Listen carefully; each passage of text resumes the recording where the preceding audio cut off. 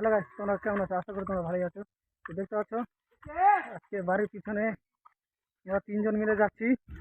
এই যে দেখো, কাঞ্চন আর সতন।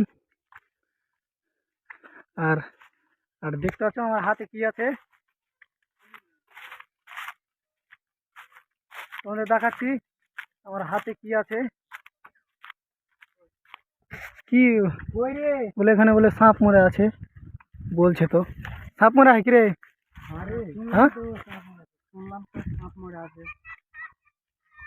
ওই কোনখানে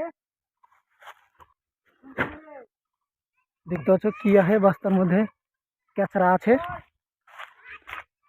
আর বলে ওখানে সাপ আছে। কোনটা সাপ আসবে কি? এই যে দেখো guys, দেখতে পাচ্ছ সাপ। ওই যে দেখো সাপ,